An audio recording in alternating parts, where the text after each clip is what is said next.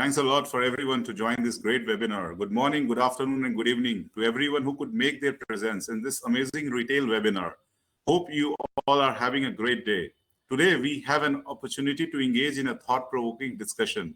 I, on behalf of AI CoreSpot, welcome all our esteemed guest speakers, the moderator, and all the pretty faces that make up our lovely audience. Let me initiate with a humble introduction of myself and the company. My name is Nitin Naveen, and I'll be your host for the day. I'm working as Vice President Innovation Strategy at AI CoreSpot, and I bring with me an experience of around a couple of decades in consulting firms dealing in and around emerging technologies. My colleagues Arvind and Naveen will be assisting me in keeping today's event lively. Also, they will be stepping in to resolve technical glitches, if any. I'd like to extend my sincere thanks to them for their hard work and dedication in making this event a great success. This webinar is intended to deliver the new age technological advancements in the current industry with a seamless experience. Speaking about the company AI CoreSpot, we started a couple of years back, supported by knowledge and innovation partner InfoVision and technology partner Digit7.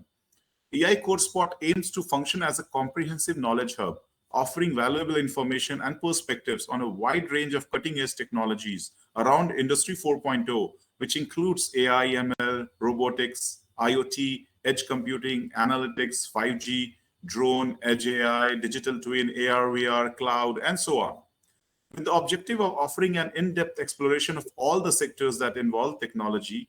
We introduce a different theme every month, and we have been progressively gaining momentum. Our goal is to become the leading AI-driven community worldwide, where individuals with similar interests like you can contribute to mutual growth and the success. We prioritize industry-backed webinars and hybrid events, ensuring that our knowledge base is built on credible data provided by esteemed industry leaders, subject matter experts, thought leaders, and all our trusted partners. Further, we nurture the content through various mechanisms like digital content, blogs, podcasts, videos, newsletters to shed light on this ever-evolving industry. So join us today for one-of-a-kind webinar focused on future trends in retail. What's next in retail technology? I hope it's a very exciting topic. In this, we will cover a range of topics, including retail customer experiences, stores and e-commerce, retail operations transformation, supply chain transformation, and so on. Our expert panel will provide valuable insights and engage in a thought-provoking discussion that you might not want to miss. Just to let you know, there are lots more in store for the next month with focus on different technologies like AI, ML, blockchain, AR, VR, digital twins, metaverse, ChatGPT, quantum computing, and we'll keep on adding as and when we get more technologies. I take this opportunity to further request all of you to go through our website, which is aicorespot.io, for future updates. We'll be delighted if you could show your love for us via likes and shares on our social media handles. It will keep you all updated on everything that we propose to offer in the coming months to follow. Now, before we get started with this discussion, here are a few pocket-sized highlights to set up the tone for the intriguing learning and networking day. We'd like to introduce our community partners for today. It includes great companies like Overstock, InfoVision, Poshmark, who came together to make this webinar a success. We also want to give a big shout out to all our attendees who took the time to register and join us today. We know you have a lot on your plate, so it means to us that you are here to achieve your objectives and connect with one another. Ultimately, our goal as a platform is to help you gain valuable insights and build meaningful relationships. So if you walk away with just even a few innovative ideas or connections, we'll consider it a job well done. So quickly, let me introduce the esteemed panel members. We have Harvinder, who is AVP and Client Partner, Retail, Consumer Good and Logistics at InfoVision. He's also the moderator for this panel discussion. Joining him today are four great leaders. Let me introduce one by one to you. First panel member is Sudhakar, who is Director of Software Engineering at Overstock. The second panel member is Hemant, who is AVP Digital Innovation Retail at InfoVision. Third panel member is Nina, who is Independent Consultant. And fourth panel member is Anshu, who is Director of Engineering Machine Learning at Poshmark. Just one liner disclaimer before we start. The views shared by all the speakers are their personal ones. It's not related to any organization and it doesn't wish to hurt anyone. So over to you, Harvinder, to begin this exciting panel discussion. Many thanks, Nitin. Thanks for having me part of this discussion. And team, good morning, good afternoon, good evening, based on your location. It's a privilege to be being part of this platform and then talking to the distinguished guests like you. So quick introduction about me. My name is Harvinder Singh, being in the industry for close to 23 years now. I started my client partner. So I'm a client partner in InfoVision and started my journey around 13, 14 years before with a very distinguished museum in New York City, where we got a chance to get into the retail industry per se. And then from there, manage few customers in the publishing industry, information services, rating, a bit on manufacturing and distribution, and then primarily focus on the retail back basically. So have roughly 13 years working with the various different customer and large customers in the retail industry. Again, the way I see the world today is radically different. And if you look at pre-COVID or even in between COVID versus now, things have dramatically changed based on what we are perceiving it, what we are seeing, things are happening. The constant barrage of external life forces, being it health, social, political, economic, or even beyond, is affecting our day-to-day decision in many ways. And we observe it on a very regular basis as an individual. And when you look at from the business perspective, things are again reshaping or re-getting discovered basically overall. Consumer needs are changing fast. And if you look at overall perspective and some of the leading research institutes which have done a lot of thorough research or surveys in this particular area, the companies will have to evolve just as quickly if they really want to stay relevant. And if you look at some of the procedures which we have followed in past in terms of a segmentation or looking at some of the life forces on behavior, I think you will see a very different dynamics in the last few years, which is really creating a lot of differences or gaps or confusions. And this is where probably the opportunity lies. And our focus in recent past has been more on a customer centricity. However, now things have to shift a little bit towards the life centricity, because you have to understand your consumer in much more detail and seeing the kind of impact are happening overall, how it's shaping up their behavior.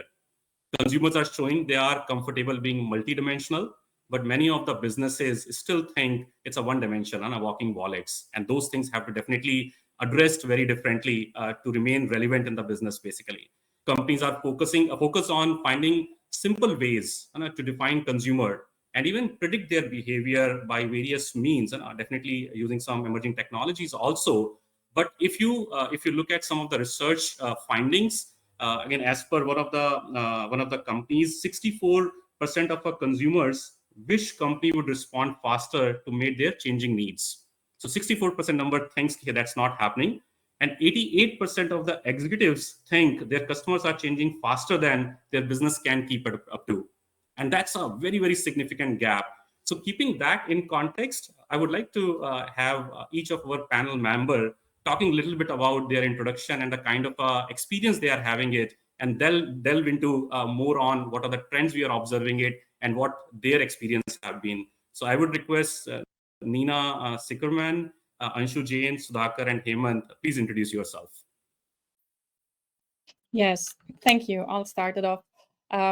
First of all, it's my pleasure to be here today. It's a very exciting discussion, and I hopefully think that all of the participants get some good ideas and some thought-provoking ideas for their professional or maybe even for their personal lives out of this.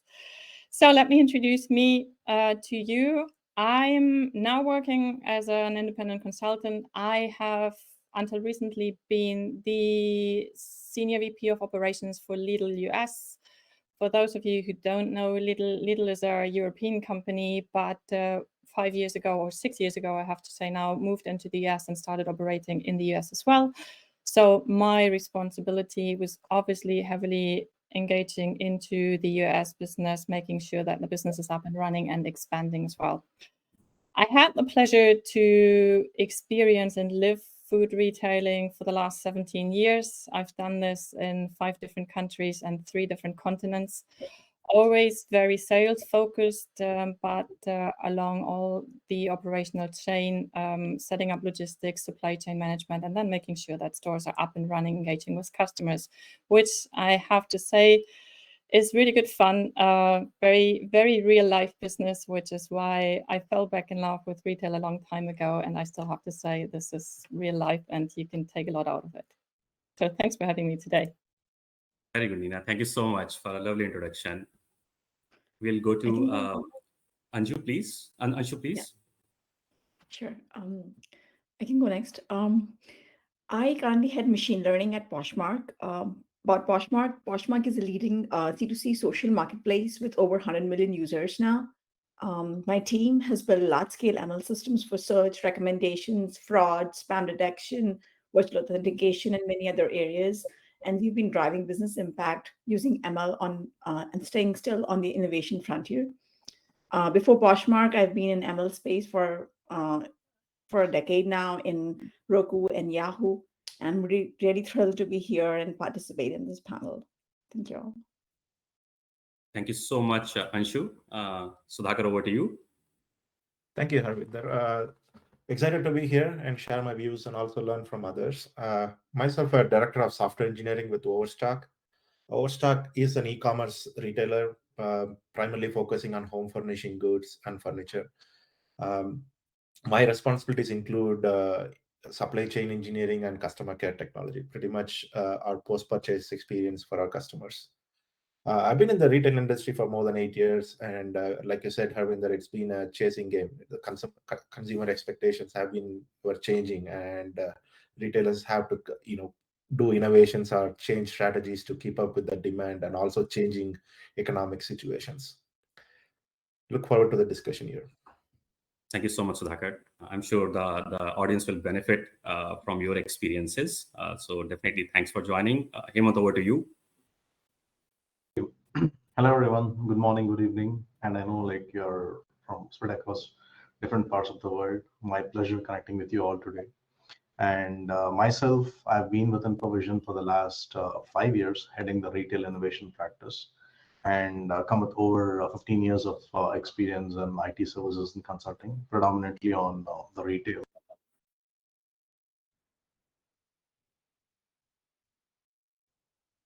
Hemant. Hemant, we're not able to hear you.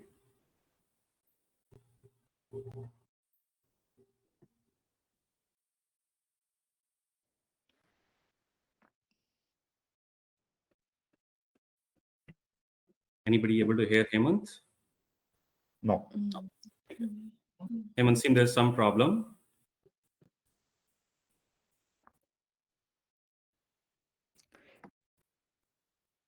I think we'll wait for Hemant to come back. But just to again set the context, team, the topic for today is what trend in retail, or what next in retail technology. So again, if you look at some of the research which has been done very recently, and I'm probably referring to two of those, which was done in 2023 and then 2022. In 2023, Gartner invited more than 2,300 CIOs. And they actually saw these CIOs were working out of 81 different countries. And when they summed up the IT budget for these companies together, it was a $322 billion in IT revenue. So again, what they did, they brought these CIOs together or had a survey with them and asked them about what's going on in your organization when it comes to the digital transformation. I think when the whole findings were brought in together, one of the things which was remarkably explained that more than half of the digital initiatives lag CEO or a leadership expectation. We know there are so much things are happening, but again, if you look at the ROI of that part or a realization, I think there's a significant gap which is there, which needs to be figured it out. How do we handle that part? And the further input from them was 59% of those initiatives take too long to complete. And 52% are too long to even realize value, because when you're delving into this journey in terms of what output or outcome you're expecting, which meets your end customers' needs and demands, there's definitely a very significant gap, the kind of investment which are getting made, basically. Again, another finding of that part, when they looked at the kind of initiatives which they are executing, how many of them are impacting the top line of the companies. And 45% of the companies said the key thing which probably has given the top line improvement is the customer experience. and I look at the customer, improve the customer experience. That's what has probably created the maximum impact in terms of a top line. Same way on the bottom line, when they analyze the whole thing, and this is the real data which was published based on what was executed, 53% of our companies talked about operational excellence and transformation has majorly impacted their bottom line, and which helped them in making it more efficient and having the more participation within the organizations, basically. The another finding in 2022, which says only 14% of our organizations have achieved a 360-degree view of the customer. Many of the other organizations still figuring it out, and even companies which have been in the business for many, many years, when you look at the holistic view of a customer, you will find very fundamental or very, I think, basics gaps over there. And this is where, with the evolution which is going on, I think very, very important aspect is for understand, hey, what is next happening in this area, so that the audience of this group can be benefited from your point of view, basically, on that part. So with this, the first topic of our discussion is a customer experience. And how in your experiences, again, I'll probably ask the question to Nina to start with. Nina, how you are seeing it? The retailer should be focusing on delivering the exceptional customer experience through different channels, being it physical, being it online, being it combination. What have you seen over there? And this involves definitely the leveraging of the technologies which are emerging, which are there for quite some time, including the data analytics over there. Basically, what's your view in terms of how industry is shaping it up? And if you think a forward-looking view, how the things will evolve based on your experience, would love to hear from your point of view. Yes, thank you. I'm happy to share that.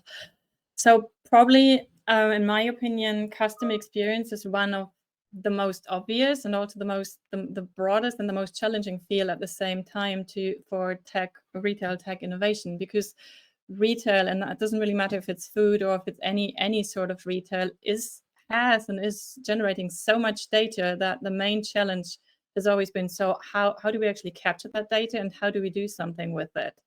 And in the past, it was usually the traditional way. So how do we use the data to make sure that the traditional KPIs are improving? How do we make more sales? How do we decrease our costs? How do we follow the traditional path? So, and as you mentioned previously, now we're pretty much in a multidimensional environment. The companies are still the companies they are. They still have an identity. They still hopefully have a strategy, but it has to be adapted to this multidimensional environment that we're now operating in. So the question now is, what are we going to do with all this data that we're still generating, be it through customer experience in stores, be it to customer complaints, being through online or offline, and how do we structure that to make decisions on it? And that, for me, is one of the biggest challenges as such. So how do we use machine learning and algorithmic thinking and the results out of it to transfer what we see there to make decisions that really support our strategy? I know that's might sound generic, but the key always is, what do we do with the amount of data? What's our strategy? What's our identity? And how do we then split up the identity or strategy in online, offline, and how do we get closer to our customers and how do we know them better? That's good, Nina. But in your experiences, again, take a little bit what has happened in the last couple of years, specifically, again, during COVID or post-COVID, and knowing that as a baseline, and as we discussed, there are so many new things are going to happen. The generative AI is coming in. The maturity of analytics has really gone multifolds in the last few years. The storage has become much cheaper. Earlier we didn't have a tools or a technology to even get some of those insights, which are becoming much more easier or again relevant now. How do you see things will evolve in the next few years? Well, if you move towards more an online experience and a more multi-channel experience, the way things are evolving is certainly how do you make the data more transparent? Because what you need to be able to sell online is transparency in your stock levels and making that transparency available to customers to actually purchase online directly and enable them to make reliable purchase online and also pay for them directly. So that's certainly an environment or an area where data analytics and increase of transparency and using the data has become more and more increasingly important and very, very, very rapidly important. Sure. Yeah, thanks. And this probably gives a very good connect. Anshu, you being a part of a machine learning journey in general, and you are working with the emerging technology from quite some time. How do you see keeping the customer experience in context, and definitely personalization is a theme which now every retailer is figuring it out. Even when you come to a store and if somebody can just talk to you by naming you, if that happens, you feel really happy or you feel encouraged. It gives you that personal connect. Can you share from the practitioner's perspective, how are you seeing these technologies are helping and making these things more real? And what could be the near future in your opinion? I think in the fast-paced world of fashion, I think now the diversity and trends are evolving at a very rapid rate.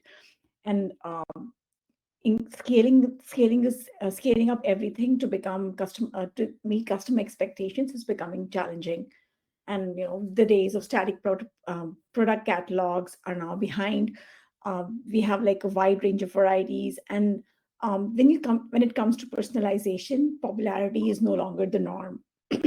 So we have different trends for different personas that we have to cater to and personalize for each persona, right? So that these personas could be like trendy, classic, and the more recently the Gen Z sustainability conscious trends. All of these have to be dealt with specifically in your machine learning algorithms and themes that go behind these products.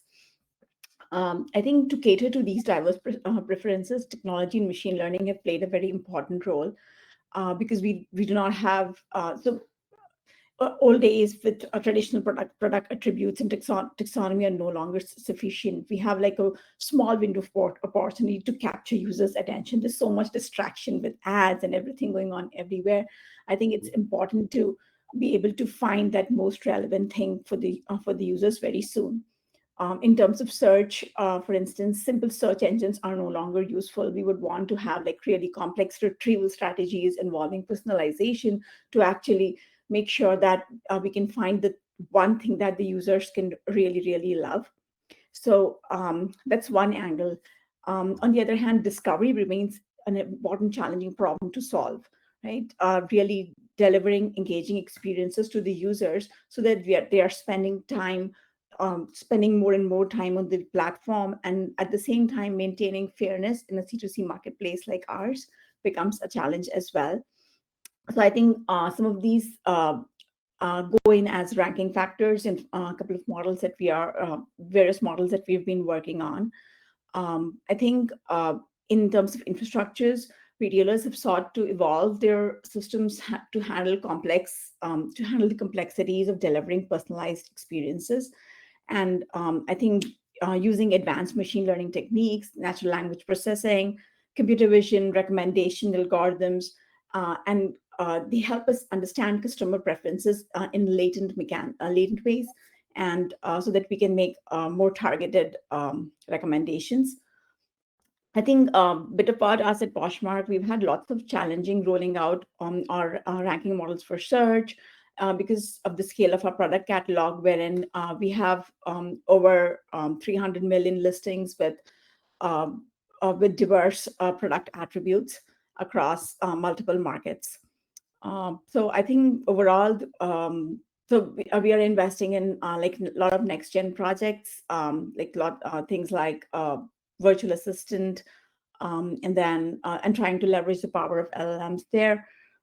So I think there's a lot to catch up on too, and we have to be really fast and be able to stay competitive. Thanks, Anshu. Thanks for sharing that. And again, as you were talking about beauty, I just recalled one recent incident. I was visiting, and after that, probably Sudhakar, I'll ask you to share your comments or give experience.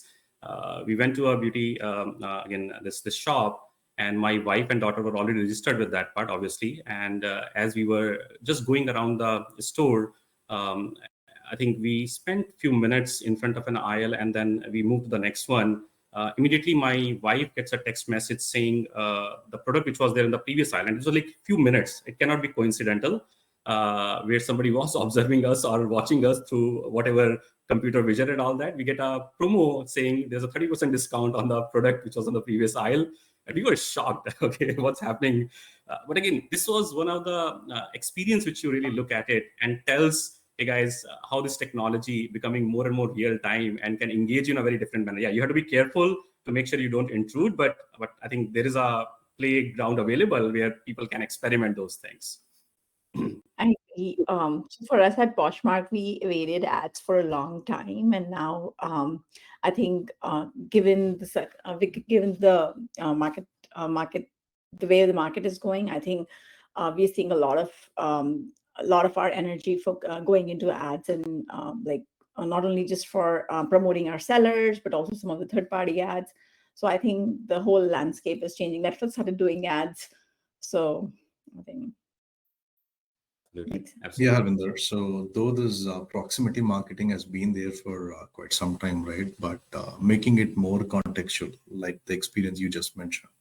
So now we have been seeing retailers looking into planograms across their stores, like, understanding the consumer behavior on where the customers are spending time, like, what is it they are liking and what is it they're not liking, and leveraging that data to get you a real-time notification on, like, hey, these products are running fast, like, check it out. Not just on the online space, but even when you are at a store, you feel privileged that when you get a contextual push or a contextual recommendation on something that you might be interested in, that, like, takes you a long way when it comes to the overall conversion inside the store. So that's something which I have been personally experiencing when I have conversations with retailers on the store experience transformation. Just wanted to share that with them.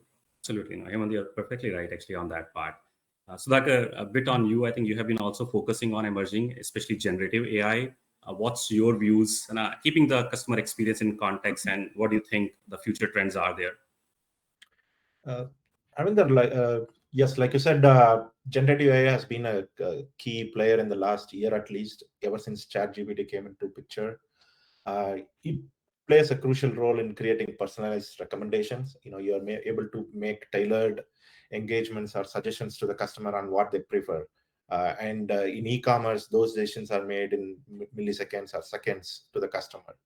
And then you have technologies like VR or AR, where customers are able to engage with the product in a virtual setting more so than in previous times.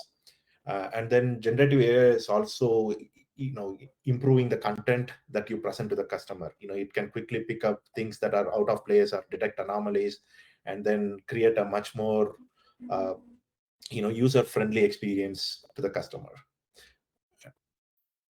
Great. I think, Sagar, I agree. And so I think the way I see it, based on your experiences and what we are seeing from these leading research organizations, customer experience will remain as a top. You have to just figure it out what you do differently so that you engage your customers whom you are targeting, and then engage them, understand the other aspects than just a shopping way of treating them, and then figure it out your broader strategy, basically.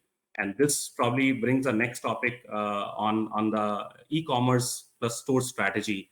And here, again, before I probably ask Sudhakar to you, what's your experience has been?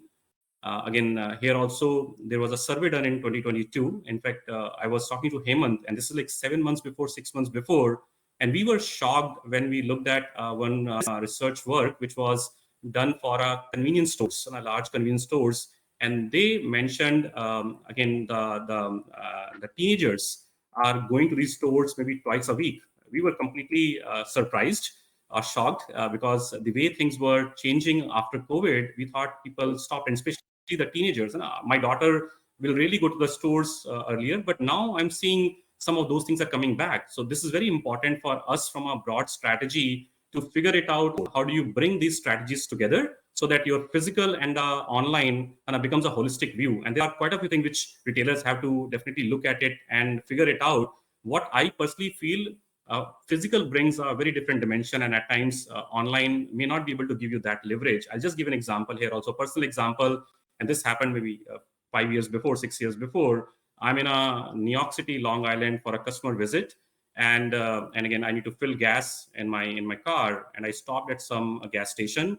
And this guy comes, lively guy, say hi to me, smile on his face, starts pumping the gas, and offers me a cup of coffee. And we're just having a general conversation around that part.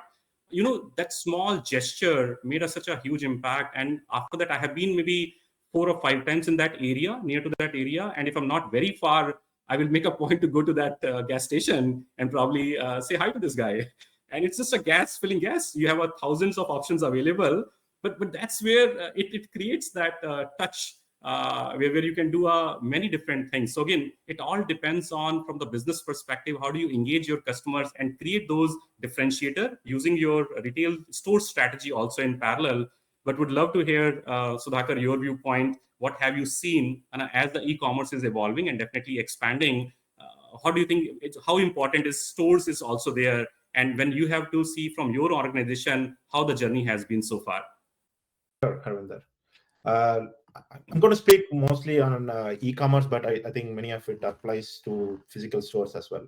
One key aspect is, customer loyalty and retention. How do you retain your customers once you acquire them? And it involves a lot of things. Creating a seamless experience or frictionless experience for the customers, whether they are on mobile, desktop, or in a physical store. How can we make that shopping experience as frictionless as possible? It means adopting different checkout process or payment methods and things like that, or creating a delightful post-purchase experience. If they buy something in online, are we able to deliver the product on time as predicted? And if they engage with the customer service, are we able to provide a very delightful experience for the customer is key. All right. And then having some retention strategies. Once you acquire the customers, what are their preferences, and making sure you are engaged with your customer in the right and appropriate way is critical. Sure, Sudhakar. That's a good view. Anshu, over to you. You come from a slightly different scenario where you have a more consumer-to-consumer interactions. What has been your experience in this particular thing, and how do you see this strategy will evolve if you keep Poshmark as one of the reference points? So I totally agree with the human touch point of view. And one of the key things, for instance, what Poshmark is investing in is one of the growth pillars for us this year, and is going to be going forward, is Posh Shows. So I think the content is too much, right? It's very hard. In terms of physical stores, it's becoming hard. But then I think we're really realizing this value of human connection. And then if you go to things like shows, and it's not just Poshmark, I think you've seen a lot of Instagram shows, Facebook, all the leading e-commerce shopping websites, they are actually going into a lot of this streaming kind of mode, wherein the sellers are investing in themselves, investing a lot to figure out the style preferences of the consumer, getting that human contact, talking to them, understanding what they'd like. In fact, I have seen people running shows from malls, wherein they're sitting in the store, figuring out really engaging styles, like really trendy styles, and then figuring out what the target audience would really like. So it's like almost your personal stylist shopping for you, and then you're still at home just getting that experience. I think that that experience is pretty cool.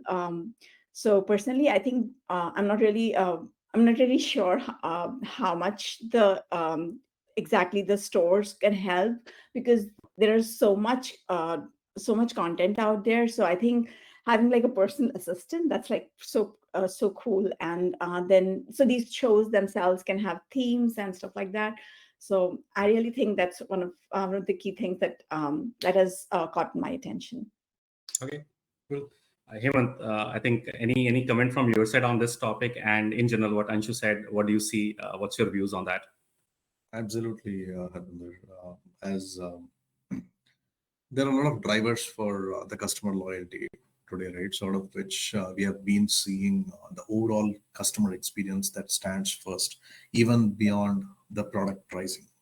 So today, especially with Gen Zs and millennials being more time sensitive, right? So let it be web or even a store experience. If they don't find what they want, and they quickly switch. So that's the world we are in living with. And especially after COVID, we see a lot of change in the consumer behavior, and that's going to stay there for long, right? For example, we initially thought they're going to be short-lived, but certain factors like the same day delivery, right? So till a couple of years back, it was one or two online retailers who do that. Today, even stores having only the brick and mortar presence, they are looking into the same day delivery just to meet with the emerging demands of consumers. You order something today and you want to get it delivered right in the evening, right? So that's the fast pace we are looking at. And I remember the conversation what we had regarding Gen Zs walking into a convenience store, spending time there. One of the reasons what I would say that could be driving this is the frictionless touch points today, right? So you quickly walk inside. You don't really need to stand in lines, and you grab what you want. Either you use your mobile device to scan and walk out, or you have those computer vision based kiosks that can quickly scan multiple products in a go and you walk out. So the overall time you spend inside a store or towards your checkout process has drastically changed. And we have been seeing retailers and convenience stores who are more focused in scaling that experience across their stores today. So people like Gen Zs and millennials who are tech savvy and they want to spend more time on their phone, but what if they are able to make this live experience a lot more faster, right? And especially fuel, right? I think 5 years back, all you do is, no matter what weather is, you'll have to spend too much time at the forecourt, fill your gas and walk. Today, the situation is different, right? Sitting in the convenience of your car, either you use your CarPlay to fuel, or you can talk to your mobile device to authorize your payments and comfortably, browse through your mobile device while you complete your transaction. Or you get a contextual recommendation on what's there inside the store while you are fueling, so that you can quickly order and grab that while you do this. So with this changing world, right from onboarding, Harvinder, and team, I would say, so you get your customer into your funnel, how quick you can do that. Those days where you give a huge registration form, those days are done. So all you need is a mobile number to get involved, to get enrolled. From there on, how quickly you can search a particular product or find a product, and how quickly you can walk out. So that the overall time frame has shrunk in the last few years is what I would say. And that is driving a lot when it comes to experience, right? Some people they would want to spend time in a store talking to people, that's where they come to the store for. Yes, that tradition is still there. But for people who are very time sensitive and they want to really get something quick and walk out, you have the technology that is supporting that particular need. I think very well said, Hemant, and the kind of perspective you brought in, it's definitely very crucial. Again, I think as a group, the way I think is that e-commerce is definitely growing. It's going much more faster. But at the same time, there are certain businesses where retail definitely plays a very unique or important role.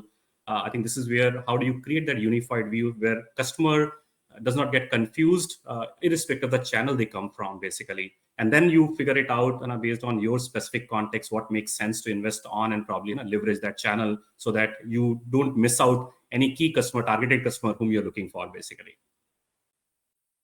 Very well. Thanks, Hemant. Thanks for the... Yeah, go ahead. Add that I think that there are, for every retailer, there's going to be multiple customers, and each customers will have a different journey. And I think the idea is to make so for instance, some person could be a discoverer. They're more to get an engaging experience there. Some person could be researching a really, really concentrated point content. So we need to be able to just do justice and be as efficient we can for each customer journey. So just not focus on one.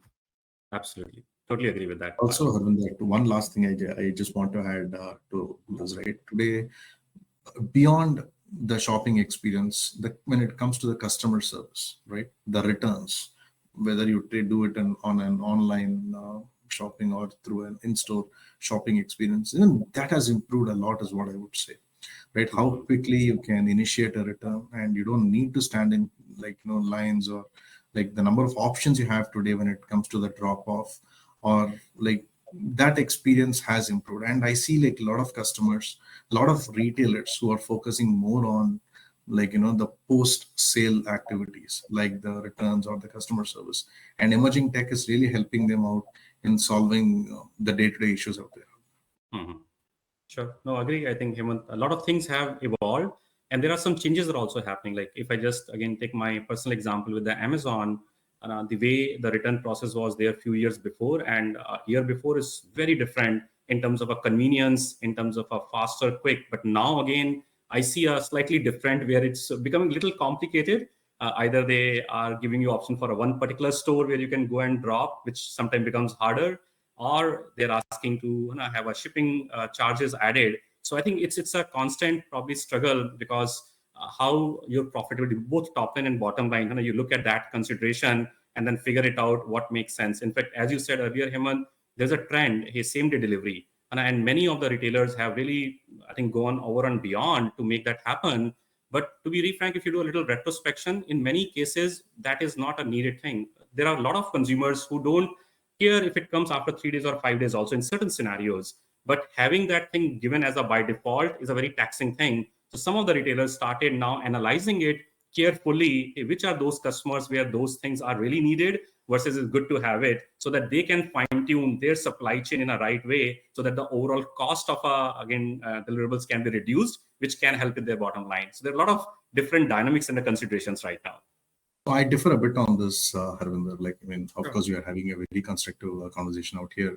So it's the peer pressure that you have today, right? As a consumer like Hemant, when I look for purchasing a particular product, right? If I'm getting it in 3 hours versus waiting for like 24 hours, 48 hours, though the product is very essential or not, what decision do I make? Right? I have options today. It's not that like, my options are limited where I get a chance to choose whether I wait or like I get it. No. When someone is offering me like to get this product in few hours, why do I wait for a day to get it delivered? So that's the world like we are moving towards. And you won't believe, team, like we have been seeing apparel retailers who are focusing on same day delivery today. So that was not at all a trend till like last year or pre-COVID. So that's the focus, because like whom are you competing against? It's not just with your peers, but also with a lot of online retailers who get into picture. And also like the retailers transforming into the online marketplace today. They're not just selling their products, but their strategy in terms of opening it up to wide set of other sub retailers. They're like building their own marketplaces today. So my 2 cents are there. No, I think I agree. And again, it's a different point of view based on the consumer and the demand. What I was stating is based on one of the customer whom I'm working very closely. And I think that has really put a lot of pressure in the system. And now they are having some ways to figure it out, who actually needs it. And then from there, I strategize, which makes sense for them. But I totally see your point of view, Hemant. So thanks for sharing that part. Nina, over to you. Any observation on this particular topic and any comment if you want to make from your side? Yeah, I was just going to make a comment here to what Anshu said before. So if you look at this from a food retailer point of view, it's obviously slightly different, because if you deliver directly, you better make sure that you deliver in a very short time frame. And if you don't want to deliver at all and you just do curbside pickup, it makes your life as a retailer a lot easier, and you can still provide some customer service that's different to what we had before, and it's not just the in-store experience. However, what I was going to add here is the fact that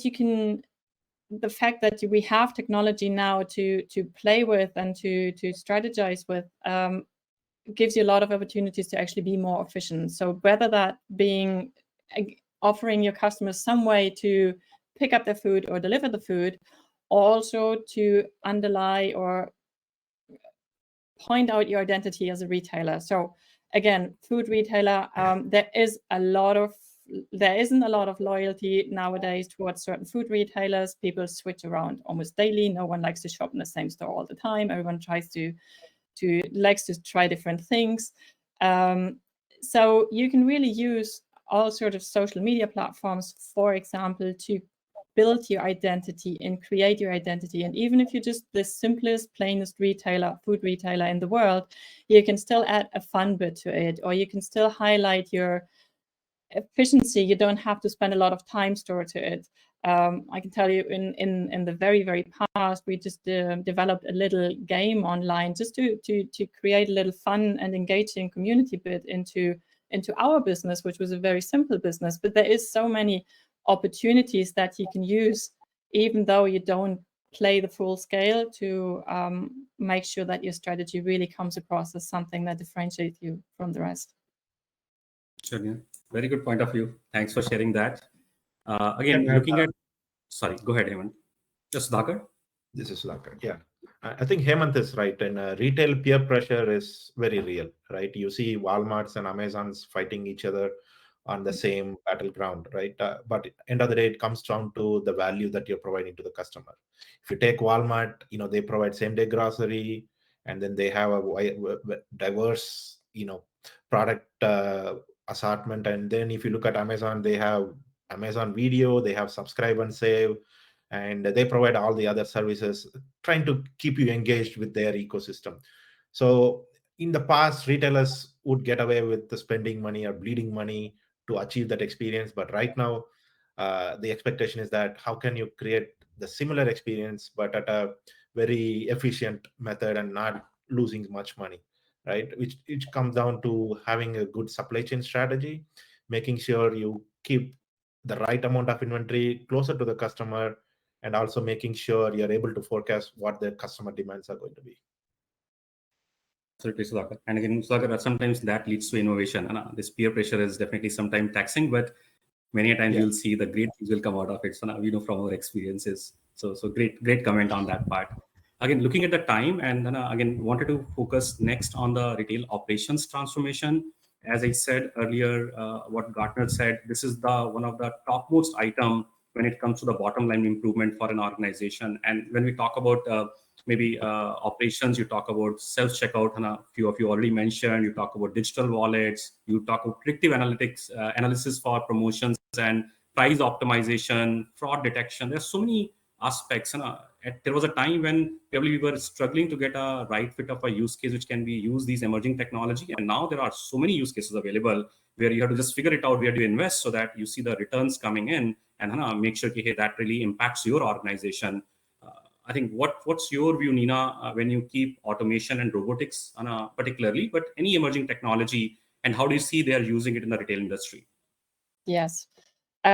First of all, definitely there's now so many use cases that if you wanted to and if you could afford to, you could use automation and robotics in any sort of scenario in the retail world right now. Secondly, we are moving in this strange environment where we have a shortage of staff, and at the same time we're releasing staff as well. So there is this paradox where you have to somehow find the right solutions for what you need. So what we've seen is obviously self-checkout is one of the biggest use cases for replacing manual repetitive work in the store operation in this instance.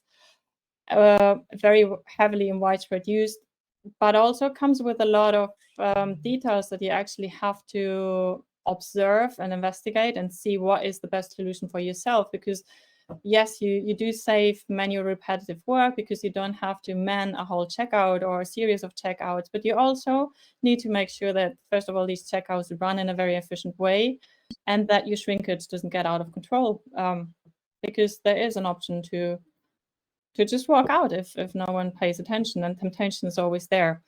So again, that's the next use case where you can start using or building AI models to have a learning algorithm, maybe just sitting on top of your checkout, and to observe what is actually going on, whether everything is right or wrong, and in case something happens, maybe just stop the checkout. So there is a whole different universe behind that you can then put on top of this manual, the automated technology.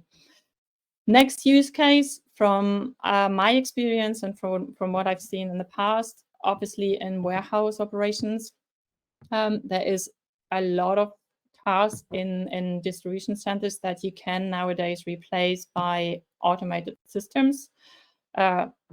In some case, we've gone as far as replacing manual picking by robots or by lines that do the pickings themselves, depending on whether it's full pallets or it's just individual items.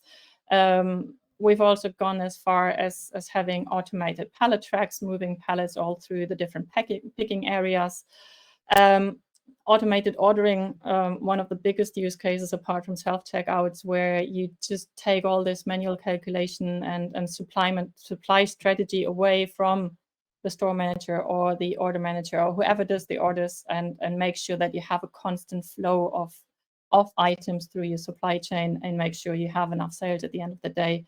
So there's 100,000 use cases, and very, very important as well in our environment, because it's such a fast changing environment. If I would have to resume it up, what's the biggest learning that I've seen out of all of them?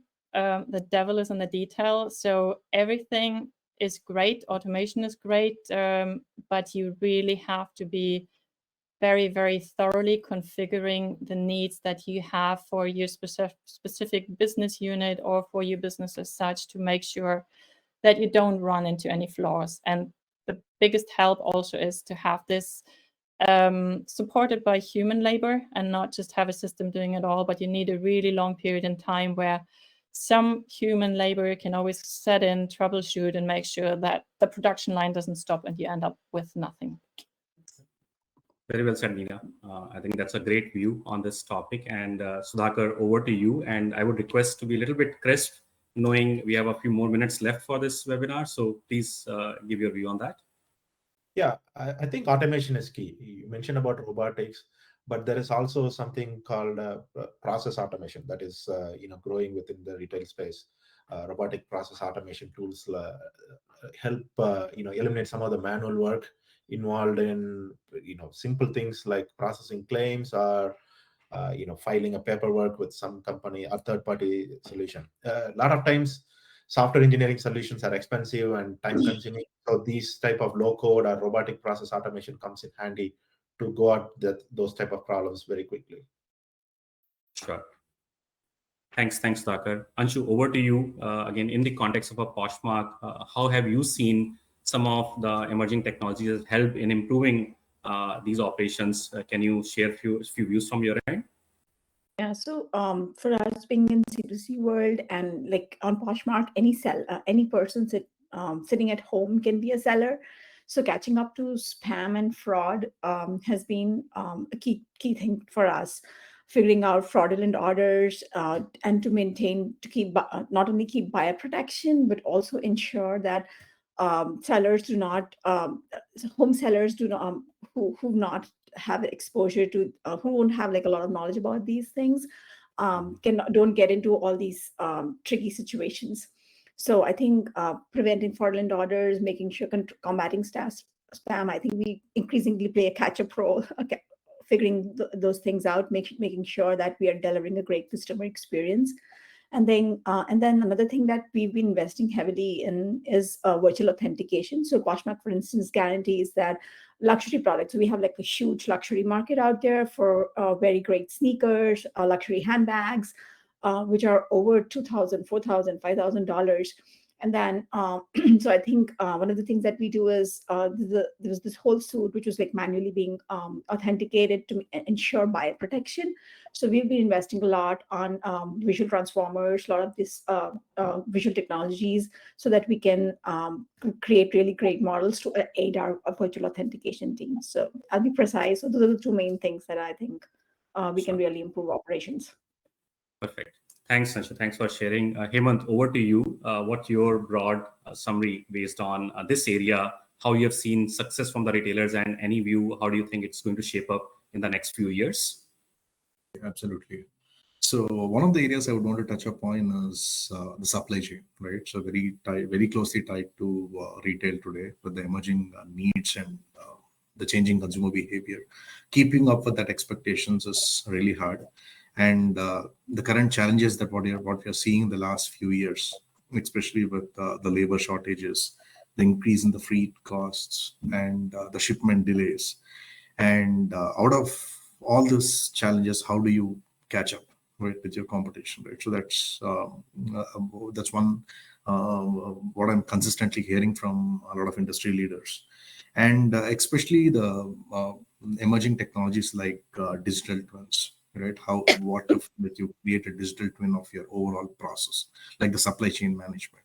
So you'll be able to identify the areas of optimization, and where is it like you are spending too much time on, and how is it like you can save on your sustainable inventory, and getting a 360-degree view of your overall supply chain process and the data associated with it, right? So today, supply chain visibility is really important in achieving the current the market demands, is what I would say. And digital twins is one, leveraging AI and machine learning for better planning, right? Demand versus supply, and what is it like you are going through today, and how do you foresee that in the next few months, and what sort of data like you have today, and how consumable is it, and how you can leverage like AI ML in better creating models that can accurately or to an extent predict what is it like you need to be prepared for in the next few months to meet with the consumer demand. So I see a lot of investments happening in that particular space in improving your overall supply chain process. Absolutely, Hemant. And again, just to add on, if I further take a next step, you talk about connected logistics, you talk about warehouse who are becoming digital. Many of the aspects are getting considered. The inventory management itself has become very smart, where auto replenishment happens. And we have observed based on our customer base how things have changed in the last few years, or definitely specifically few months, where so much of innovation is happening by using emerging technology. And it just opens up a lot more bigger space for companies to definitely experiment to some extent and see in their context what can be scaled up and go for that. And a lot of success have been realized. In fact, I wanted to delve into a little bit more on the supply chain transformation, but knowing the time shortage, I'll probably skip that part. But yes, this is definitely an area which has to be looked at very closely and carefully. Knowing the complexity involved, some of these things may look very simple from the outside, but when you map that with the constraints in terms of weather situations, your fulfillment center, somebody is not available, your truck is waiting and it cannot accommodate more than certain items. If you bring all that, and again, many of the companies have a legacy systems and the newer systems together, I think that problem becomes such a humongous for companies to even figure it out. Hey, how do we take it forward? But yes, those are the opportunities where people have to keep those in context and figure it out. What's the next level of transformation they are looking for? I'm seeing Hemant here smiling. Definitely the aging systems and the siloed data that we have within our organization. Everyone claims to have data, but if you ask them like how consumable is it, like that's $1 billion question, right? That every organization is struggling with. Those are like definitely the bottlenecks towards the transformation journey. For sure. Absolutely. Again, there are some questions before we move ahead. I'll probably ask these questions, and if any one of you would like to answer, I think I'll really appreciate. So one question is from Danny. Great panel. What are the challenges and opportunities for retailers in adopting these new technologies? Hemant, do you want to answer? I'll take it, Arvinder. So one, what I have been personally seeing is with the way we are fastly moving towards the emerging tech, the amount of infrastructure readiness and the infrastructure support, right from the point of sale hardware or the software that you have today, that keeping up with that level of transactions. If you say like you are benchmarking so and so transactions in a store, is your hardware or is your infrastructure like ready to deal with it? And do you have enough resources to deal with the amount of data that you have today, right? Do you have enough resources to deal with or to transform your raw data that you have today and make that into a consumable decision like that you would want to make, right? So those are like some of things which I would say they are like still prevailing today. Perfect. Anybody else wants to add on what Hemant mentioned? Would add, the main challenge is always you need to stick to who you are. So you need to evolve and be yourself at the same time. So that means you're integrating, but you're putting something on top of your current operation. So you need the human capacity, and you need to have a clear target as well, because at the end of the day, you're investing and you want some return of investment out of it. Absolutely. Makes sense, Neha. The second question is, what are the most important trends in retail technology that retailers should be aware of? I think we have already covered a few of them in the previous discussion, but if anybody wants to add something more as a quick answer, let me know. I think influencer marketing is growing. In addition to the social media, how do we leverage the social platform or social ecosystem itself to engage with the customer in a better manner? And it goes with the personalization things that we discussed about. Okay. And the other thing Thanks. I would say is the generative AI. We spoke about it, and how can we adopt generative AI into different aspects of retail, be it customer engagement or product content or product availability. Yeah, you agree. I agree, Sudhakar. And again, generative AI as a whole, ChatGPT also per se is showing a lot of use cases, and especially in the support engagement, and how your customer support is managed. What kind of information can be readily available, and using that information, how you can engage with the end customers in a very different manner is definitely new areas which are emerging right now. So yeah, those are the good trends basically. Moving quickly on the third question, how can retailers use XR and metaverse to create more immersive and engaging shopping experience? Can you share some examples of their implementation? I'll take this, Harvinder, to start with, right? Moving a little bit away from the typical onboarding and training where the metaverse had started. So we are looking into a world where you're able to shop in metaverse and get the products delivered at your doorstep, right? So like where in a way, like you get a feel of really like, shopping what you want. At the same time, you're getting all that delivered at the convenience of your doorstep. That's one. And could be like, the store experience. So what if you transform your store into like in a virtual world where you're like, where you're able to engage with lot many things, eventually like accomplish what you would want to do, right? So once you complete, for example, a simple gaming experience on AR, VR, that's tied to your shopping. You do that, you spend time, and then by the time you come to your car, like you have those products like ready to be picked up. So those are some of the areas where we are, where I've been seeing attraction, connecting the physical and the virtual worlds together. Sure. Any Another additional example, comment? sorry, go ahead. No, I was asking any additional comment, Sudhakar, from your end. Another example I can think of is in the home furnishing industry, right? Let's say somebody has bought a home and they want to furnish their room. Now you can set up a room filled of virtual products and make sure the colors, the size, and everything fits properly before you actually make that purchase. It's a win-win situation. One, the customer is getting the right products to their home. And number two, for the retailers, they don't expect returns because now the customer is satisfied with what they bought. Mm-hmm.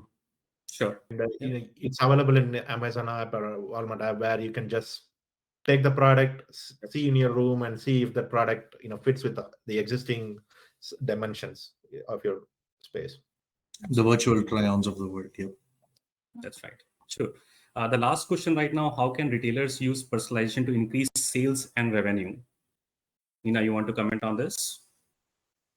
Yes, wow, a very broad one. Obviously, it starts with segmentating, knowing your customers well, have the right customer segmentation, and then send the equivalent ads, make the equivalent proposals for new items, maybe even send out trials or speak to the customer directly if they would like to try this or another product.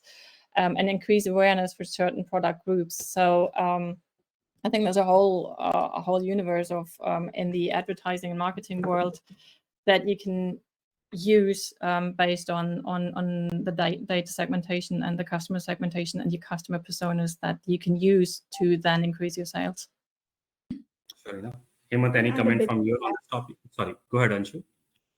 I was just wanting to add that I think one of the also key things is that no longer just look at like very explicit actions from the customers, but like go for understanding the implicit interactions. So we're not like looking at only purchases and orders, but also clicks and views and the top of the funnel actions. And then at the same time using algorithms like collaborative filtering to figuring out what can you target to people which they think which they are a high chance of clicking on based on other users, because some of them could be new in the journey.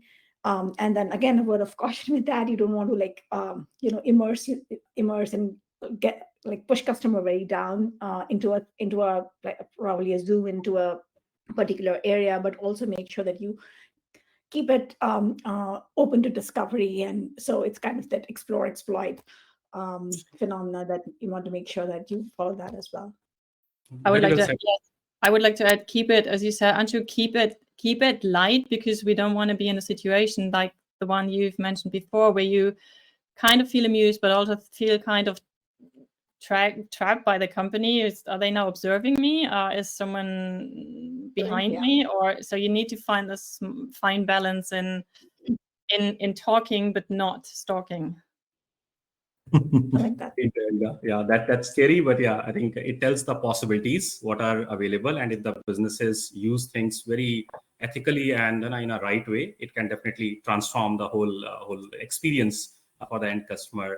So team, again, I know Nitin is here, so it's probably an indication. It's like a few more minutes for us to conclude, but when we are talking about all these emerging technologies, the key consideration, again, pick one thing which you think is very relevant for you, and maybe what's your view how things will change. One is having a pilot done to make it a full-scale solution, because that's where I think a lot of retailers are still figuring it out, struggle, and there's an apprehension about that part. When we talk about budget at a cost, ROI part, hey, will what I'm trying to do will give me the returns which I'm expecting, and how fast it will give me the returns, because that's also a key consideration.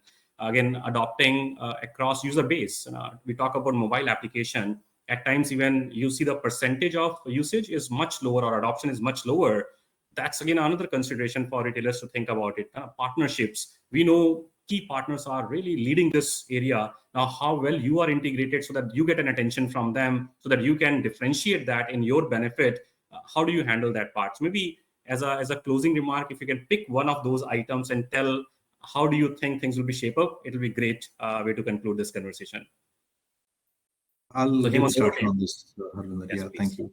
So to start with, right, for me, I'll take this topic of personalization, because that's something which I'm seeing like a lot important in this new age digital world. So there are a huge chunk of customers who are willing to share the basic information to get a personalized experience, and they're also willing to spend more for a personalized shopping experience. That's the current world we are in.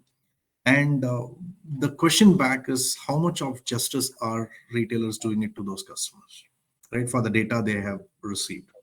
And some of the retailers, I don't want to take names, but who have efficiently used the data to contextualize or to personalize their experience, they have seen 3 times the ROI on their investments. So if you leverage the data the right way, get them the contextual recommendations when, you do the right upselling, right? Like Nina was mentioning, right? So don't efficiently use the data. Don't oversell, or don't send them irrelevant content, or don't push them hard on something that they might not be interested in. You do it the right way, and the retailers are already seeing the results. This is not something which is forecasted or anticipated. That is something which is live, and we are seeing it today. Very good, Hemant. Thank you so much for sharing that part. Again, Sudhakar, over to you. What do you think, one thing which you think will become easier, better in the next few years? I think customer engagement. Hemant also touched upon a little bit. How do we engage with our customers? How do we understand our customers better? And we talked about customer segmentation. Who are we targeting our product for, and making sure we provide the right experience for them in a frictionless manner is key. Very good. Anshu, over to you. I think I think customer support, but also kind of your customer assistance. I think that's gonna leverage generative AI in a great way. So we're seeing and then one of the key things is also how you can integrate your data into these generative AI apps. So I think I'm really looking forward to that. We're working on some of the cool things there. Very good. Thank you so much, Anshu, for sharing. Nina, over to you. Your points. Yes, my point is stock to stock transparency and demand control or demand forecasting, because we've been, we've been in this roller coaster from 2020 up to almost now. We've had all sorts of extremes, and we've had so many massive learnings also from a technology point of view that I think there's a lot of not perfect system, but a lot of systems now coming into place that replace legacy systems as well, which really help us to build onto a more multidimensional shopping experience in the end. Perfect. Awesome. Very, very nicely said, Rita. Thank you so much for that. So again, team, it has been pleasure. What I see based on the key customers whom we are working, there are 4 different phases. You have a establishing foundation, talk about growth initiatives, stabilization and optimization, and then modernization and remodeling. And as we were talking, it's a mix of environment. It's not that everything is in the latest stack. You have a legacy systems together. You have a disparate system, and you don't want to lose any of the customers whom you're dealing from years and years, because that's a loyalty you are trying to create. But I think the kind of improvements have happened in the last couple of years is unimaginable. And every company talks about it and investing in this area. And the way I think this energetic discussion happened, and I see the next 3 years even probably take that as a baseline and multifold it. And this is where I think there's a tremendous opportunity available, and hoping our customer will leverage that part and get to a next level of business development. Really appreciate a team, the time and energy you have spent to make this very good interaction. So thank you so much for that. Thank you very much. Thank you all our esteemed panel members. So just to wrap up, we extend our gratitude to all our community partners, speakers, attendees who participated in this forum, which provided a platform for knowledge enrichment. I thoroughly enjoyed the whole panel discussion today. Lovely discussion from all of you, great panel members. You were exceptional, and we appreciate the willingness to come together and share the valuable insights. Whether to the audience or the speakers or anyone who are seeing this event, if you feel you missed something and wish to look back at the session, let me inform you that today's event was broadcasted on the YouTube page of our company. So you all can go and see the recording anytime. And if you are looking out for recent technological updates and advancements, log on to our website and social media channels. We'll be sharing lots of knowledge sharing topics, details, announcement of the next events, and much more, which will help you register and attend the same. Before we pull the curtains on, we would like to thank InfoVision, which is our knowledge and innovation partner, and Digit7, which is our technology partner. To understand more in depth and connect with them, all of you can go through their website, which is infovision.com, and stay abreast with the technological advancements.